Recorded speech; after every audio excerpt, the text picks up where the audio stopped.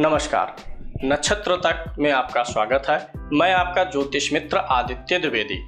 जन्म कुंडली से संबंधित परामर्श के लिए, कुंडली मिलान के लिए, किसी भी प्रकार के मुहूर्त आदि की जानकारी के लिए या जीवन में चल रही समस्याओं के समाधान के लिए, खराब ग्रह दशाओं के उपाय के लिए, रत्न और रुद्राक्ष आदि की जानकारी के लिए आप हमसे संपर्क कर सकते हैं।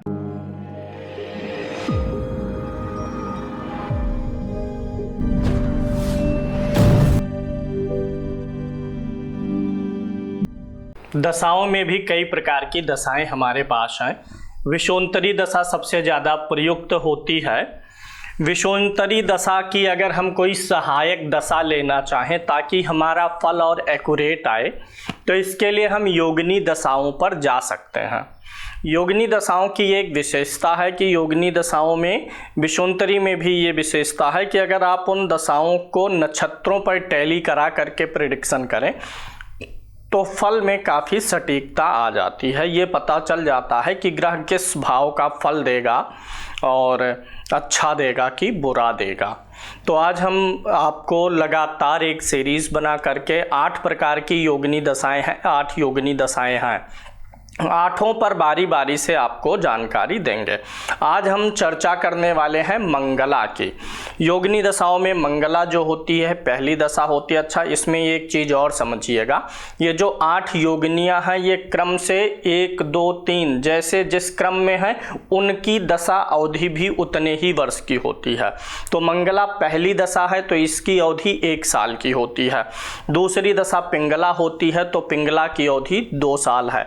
तो आज हम बात करने वाले हैं मंगला योगिनी दशा के बारे में। आप प्रेडिक्शन कैसे कर सकते हैं, इसका जो है एनालिसिस कैसे करना है, इसको आप पूर्ण विस्तार से जानने के लिए स्क्रीन पे आइए, चलते हैं और मैं वहां पर आपको समझाता हूं। अभी आपके सम्मुख देखिए योगिनी दशाओं का फल। मंगला दशा कैसे जाएगी किसी भी व्यक्ति की, और मंगला में हम क्या देखेंगे। मुख्य रूप से आप जानिए कि मंगला का जो स्वामी होता है ये चंद्रमा होता है। मंगला अंतरदशा का या महादशा का योगिनी में स्वामी कौन होता है? चंद्रमा होता है। तो अगर स्वामी चंद्रमा है तो कुंडली में चंद्रमा जहां पर बैठा होगा, कुंडली में चंद्रमा जिस भाव का स्वामी होगा, यानी चंद्रमा जिस भाव में है, चंद्रमा जिस राशि का स्वामी है, यानी जहां जिस भाव में चंद्रमा की राशि पड़ी हुई है, और चंद्रमा का नक्षत्र लेना है कि चंद्रमा किस ग्रह के नक्षत्र में है और कौन सा ग्रह चंद्रमा के नक्षत्र में है। इतनी चीजें नोट कर लेनी चाहिए, वो फल आपको मंगला में मिलेगा। मंगला का सामान्य जो होता है फलादेश वो भी मैं बता देता हूं। मंगला का स्वामी चंद्रमा है। चंद्रमा एक शुभ ग्रह है। चंद्रमा के शुभ ग्रह होने के नाते मंगला का जो सामान्य फलादेश है वह आमतौर पे अच्छा माना जाता है, शुभ माना जाता है, क्योंकि चंद्रमा शुभ ग्रह है। अगर कुंडली में चंद्रमा शुक्ल पक्ष का होगा, बलवान होगा, अगर अच्छे भाव में बैठ गया हो, केंद्र या त्रिकोण में बैठा हो और शुक्ल पक्ष का भी हो, तो चंद्रमा की दशा में व्यक्ति के मन में प्रसन्नता बढ़ती है। व्यक्ति अपने परिवार से, अपने काम काज से खुशियां प्राप्त करता है। व्यक्ति का जो इमोशन स्तर होता है, वैचारिक स्तर जो होता है, उसका काफ़ी अच्छा विकास हो जाता है चंद्रमा की योगिनी दशा में, यानी मंगला की दशा में। अगर वही चंद्रमा कुंडली में पीड़ित होगा, 6, 8, 12 में हो, कृष्ण पक्ष का हो, नीच का हो, राहु या शनि के नक्षत्र में हो, तो मंगला में जो है मानसिक कष्ट और तनाव की भी प्राप्ति हो सकती है।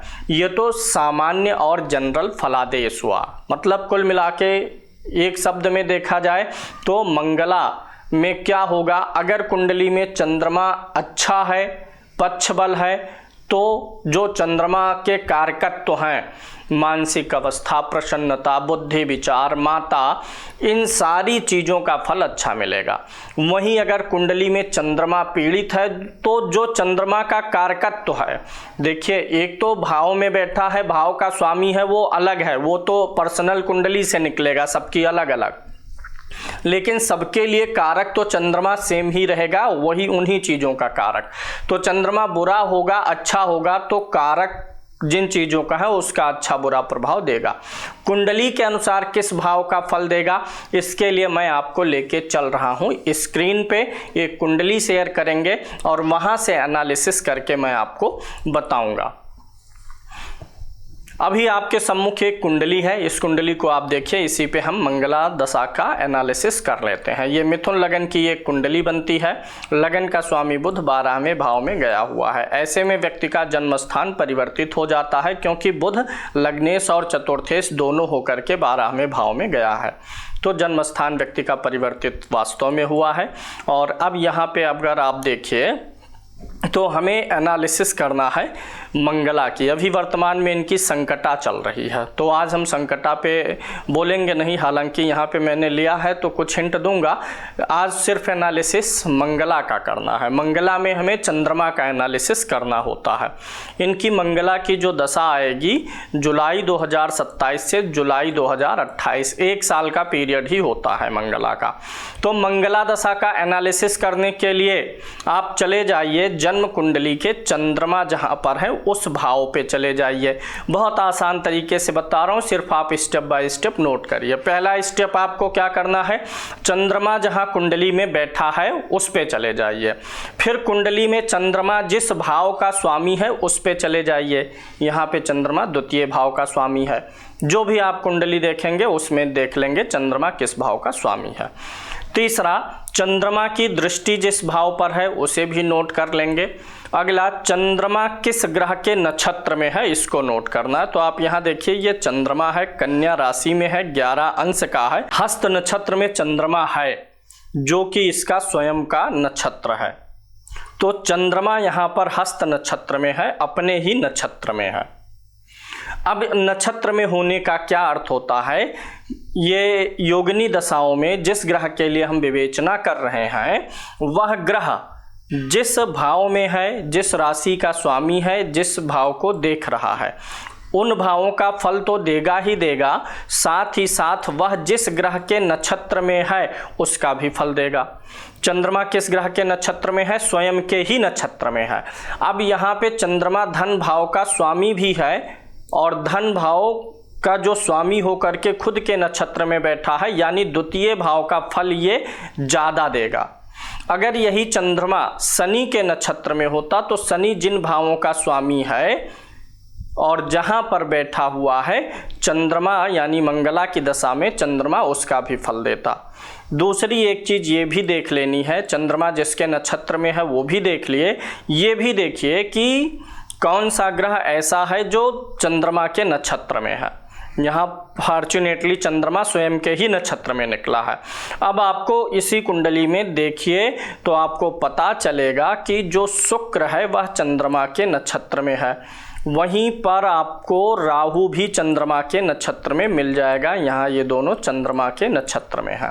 अब मंगला में चंद्रमा की प्रधानता रहती है, तो ये जो शुक्र चंद्रमा के नक्षत्र में है, राहु चंद्रमा के नक्षत्र में है, तो जिन भावों में ये ग्रह बैठे हुए हैं उनका भी असर मिलेगा। यानी मंगला में इनको शुक्र का भी प्रभाव मिलने वाला है और राहु का भी प्रभाव मिलने वाला है। अब यहाँ पे ये प्रभाव मिलेगा कैसा, क्योंकि जिसकी दशा है मंगला वह द्वितीय भाव धन भाव का स्वामी होकर के चतुर्थ में बैठा है।